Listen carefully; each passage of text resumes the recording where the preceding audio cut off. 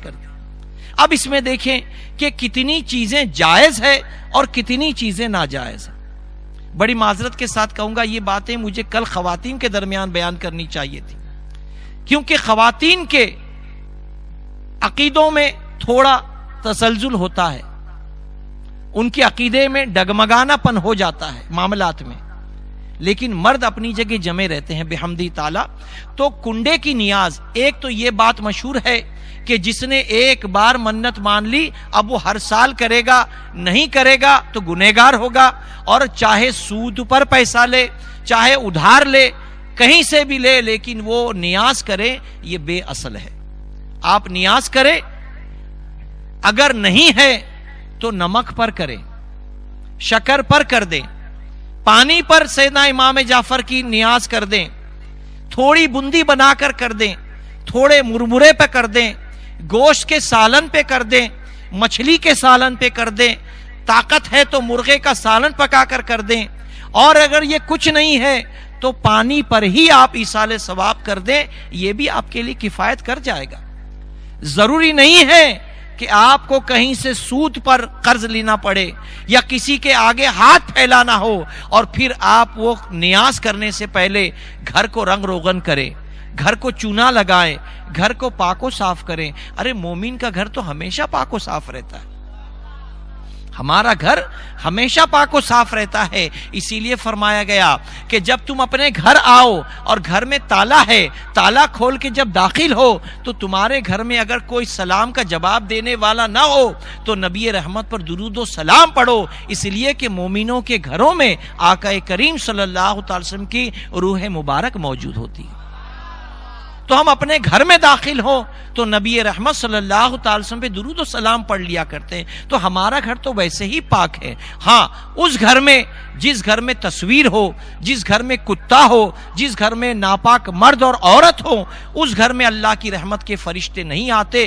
تو اگر پاک کرنا ہے تو اپنے گھروں سے تصاویر کو ہٹا دو، اپنے گھروں سے پالے ہوئے کتوں کو ہٹا دو، اور مرد اور عورت دونوں ایک دوسرے پر تاکید کریں کہ جب دونوں پر غسل فرض ہو جائے تو جتنے جلدی ممکن ہو غسل کر کے پاک ہو جائیں، کہ میرے آقا نے فرمایا جس گھر میں میاں بیوی ناپاک ہو اس گھر میں اللہ کی رحمت کے فرشتے نہیں آتے، جس گھر میں تصویر ہو اس گھر میں اللہ کی رحمت کے فرشتے نہیں آتے۔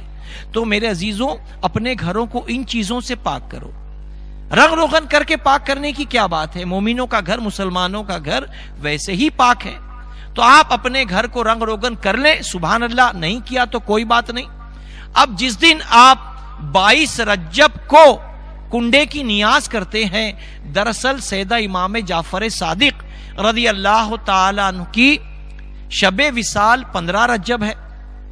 اب ہم کو پتا نہیں، ہم 22 رجب کو کرتے ہیں، تو میرے بھائی آپ رجب کا مہینہ کر لیں، ورنہ شعبان میں بھی کنڈے کی نیاز کر سکتے ہیں، رمضان میں بھی نیاز کر سکتے ہیں، شوال میں بھی کر سکتے ہیں، ذی القعدہ ذی الحج میں بھی کر سکتے ہیں، سال بھر آپ کنڈے کی نیاز کر سکتے ہیں۔ کوئی رجب کا مہینہ مخصوص نہیں ہے، ہم نظر و نیاز کے قائل ہیں، سال بھر ہم نظر و نیاز کر سکتے ہیں، کوئی ممانعت نہیں۔ پھر نظر و نیاز میں کھیر پوری پکانا ہی لازم ہے، ایسا بھی نہیں ہے۔ آپ جلیبی منگا لیجئے، آپ بندی منگا لیجئے، آپ کسی بھی چیز پر، چاہے میٹھا ہو چاہے تیز ہو، کسی پر بھی فاتحہ دلا دیں۔ اس علاقے کرناٹک میں یہ بات مشہور ہے کہ جس کے گھر کنڈے کی نیاز یعنی کھیر پوری کی نیاز ہے، اس گھر میں مرغا نہیں پکے گا، اس گھر میں گوشت نہیں پکے گا۔ ارے نہیں پکے گا تو نہیں پکے گا، بلکہ جس نے صبح میں کھا لیا ہے وہ کنڈے کی نیاز کھانے آ بھی نہیں سکتا۔ لا حول ولا قوت الا باللہ۔ ارے حلال ہی تو کھایا ہے، مرغا کھایا ہے، مچھلی کھائی ہے۔ میں نے ایک مرتبہ اس علاقے میں کہا تھا کہ اگر آپ کے گھر میں کھیر پوری کی نیاز ہے تو آپ اپنے گھر کے باہر اس دن مرغا کاٹ کے مرغے کا سالن پکاؤ اور مرغے کے پر کو دروازوں کے پاس پھیلا دو، تاکہ آنے والے کو پتا چلے کہ گھر میں کھیر پوری کے ساتھ ساتھ مرغے کا سالن بھی پکا ہے، مرغا بھی پکا ہے، تاکہ یہ رسم بد یہ ختم کر دی جائے کہ گوشت وغیرہ نہ پکایا جائے، گوشت وغیرہ نہ کھایا جائے۔ ارے شریعت نے تو کتنی ہم کو آسانی دی ہے۔ فرمایا گیا کہ ناپاک عورت جو اپنے مخصوص ایام میں ہے وہ اپنے ہاتھوں سے کھیر پوری پکا بھی سکتی ہے۔ کھانا تو بڑی دور کی بات ہے، اگر عورت اپنے مخصوص ایام میں ہے تو وہ ان ایام میں رات کو کھیر بھی پکا سکتی ہے، پوریاں بھی بیل سکتی ہے، اور ساتھ ساتھ وہ صبح اگر فاتحہ ہو گئی اس کے بعد وہ کھیر پوری جا کر کھا بھی سکتی ہے۔ اسے کیا غرض ہے کہ لوگوں میں ڈنکا بچاتے رہے کہ نہیں میں نہیں آ سکتی، میں تو ناپاک ہوں، میرے مخصوص ایام گزر رہے ہیں، میں نہیں پکا سکتی۔ یہ بالکل بے تکی بات ہے۔ تو ایسی خاتون کہ جو مخصوص ایام میں ہے وہ اپنے ہاتھوں سے کھیر پوری پکا بھی سکتی ہے، کھیر پوری کھا بھی سکتی ہے، اس پر کوئی قید نہیں ہے۔ ایک اور رسم بد ہے کہ فاتحہ دلانے سے پہلے 10 بیویوں کی کہانی پڑھی جاتی ہے۔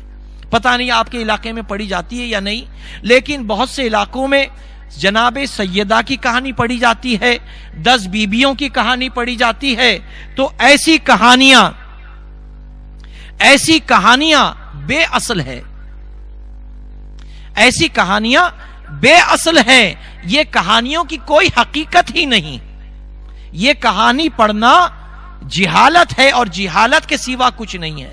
تو جب گھر میں آپ نے نظر و نیاز کا اہتمام کیا تو آپ اس دن ایک یاسین شریف کا ختم رکھ لیں، 10-20 لوگ مل کر کے سورہ یاسین پڑھ لیں، اس کے بعد فاتحہ خوانی ہو، اور پھر جتنی یاسین شریف پڑھی گئی ہے یہ تمام یاسین شریف کا ثواب رسول کریم کے صدقے سیدنا امام جعفر صادق رضی اللہ تعالیٰ کی بارگاہ میں ایصال ثواب کر۔ یہ آسان سا طریقہ ہے، لیکن کہانیاں پڑھنا یہ بے اصل ہے۔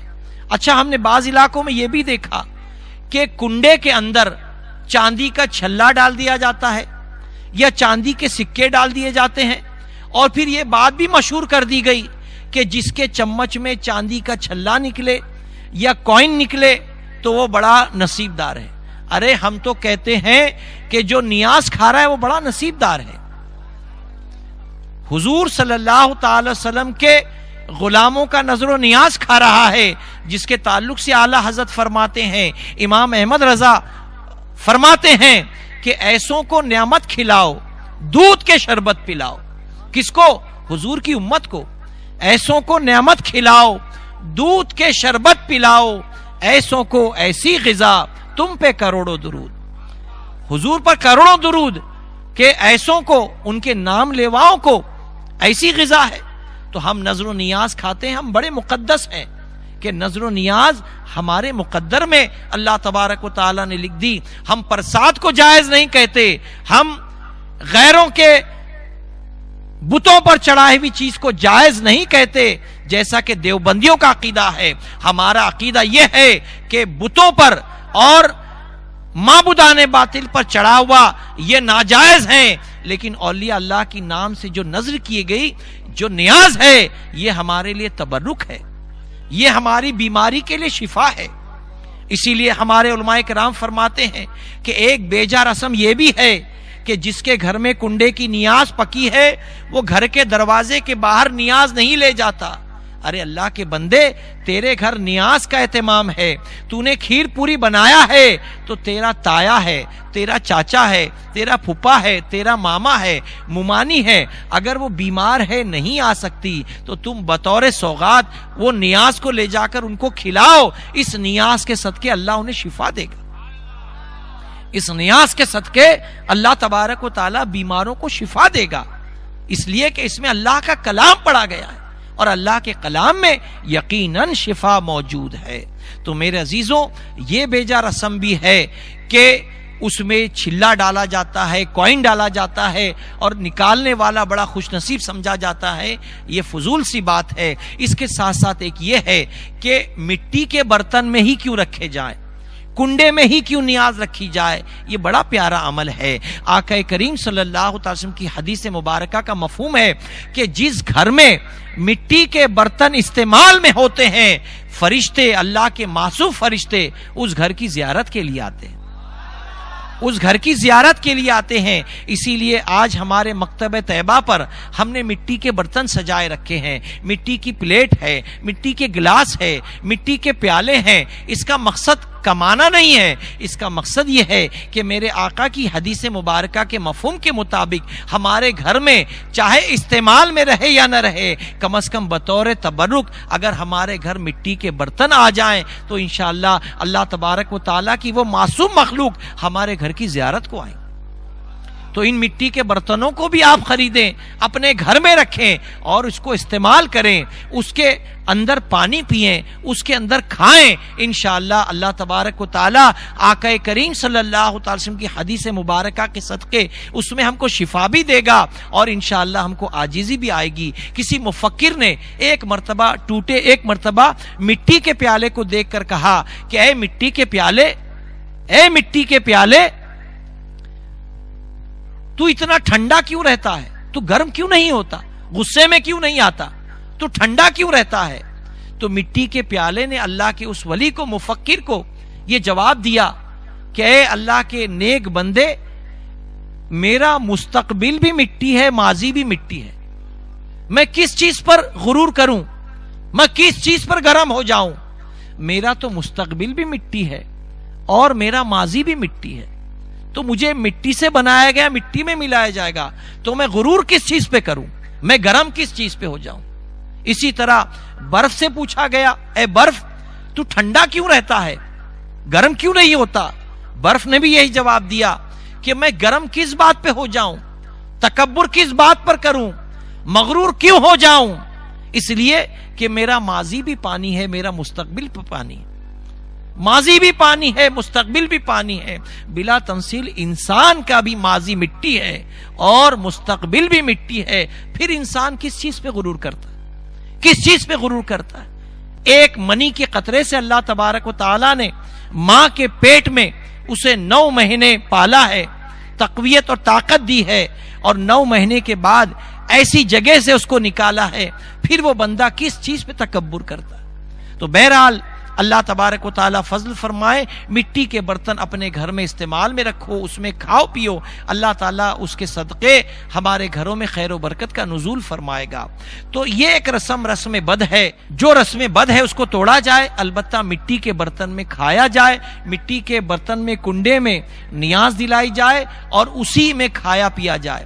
اگر کسی کے گھر گوشت, مرغا, مچھلی نہیں پکا سکا تو کم از کم وہ دسترخوان پر 1 پیالی نمک ضرور رکھ دے, کہ جو دسترخوان پر آپ کے آئے کنڈے کی نیاز کھانے کے لیے تو اس سے پہلے باور کرا دیں کہ کھانے سے پہلے نمک چکھنا اور میٹھا کھانے کے بعد آخر میں نمک چکھنا یہ کئی بیماریوں کو شفا دیتا ہے. تو میٹھا کھانے سے پہلے تھوڑا نمک چکھ لیں یا میٹھا کھانے کے بعد میں تھوڑا نمک چکھ لیں, تاکہ اول و آخر نمکین ہو اور بیچ میں میٹھا ہو, تو انشاءاللہ یہ میٹھا آپ کو کفایت کر جائے گا. نظر و نیاز کے لیے کوئی وقت کی بھی قید نہیں ہے. کچھ گھروں میں عصر سے پہلے دسترخوان اٹھا لیا جاتا ہے, یہ بھی بے اصل ہے. آپ عصر تک, مغرب تک, شام تک, رات تک کبھی بھی آپ اپنے مہمانوں کو بلا کر کے یہ نظر و نیاز کھلائیں, انشاءاللہ اس سے آپ کے گھر میں خیر و برکت رہے گی. ایک اور چیز کہ لال دسترخوان پر کھانا یہ تمام نبیوں کی سنت ہے, لیکن دکن کا اثر آپ کے گلبرگہ میں زیادہ ہے.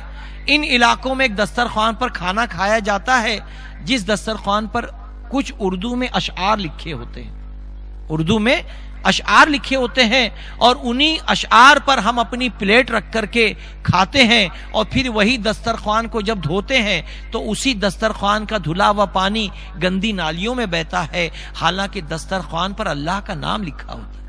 تو علماء کرام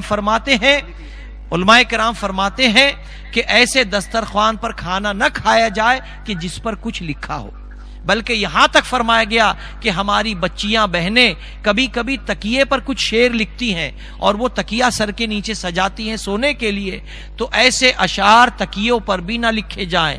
پھول بنائے جائیں, تاج محل بنائے جائیں, لیکن تکیے پر کوئی اشعار نہ لکھا جائے. اسی طرح دسترخوان پر ایک شعر لکھا ہوتا ہے کہ شکر خالق کا ادا کر آمد مہمان پر، رزق اپنا کھا رہا ہے تیرے دسترخوان پر. تو یہ جو شعر لکھا ہے بڑا پیارا شعر ہے، لیکن خبردار ان اشعار لکھے ہوئے دسترخوان پر کھانا نہ کھائیں، بلکہ پلین دسترخوان لیں اور ایسا لیں کہ جس پر کچھ لکھا ہوا نہ ہو. ہاں نقش و نگاری، پھول بوٹے بنے ہیں تو وہ بچھا کر کے آپ کھا لیں، ورنہ لال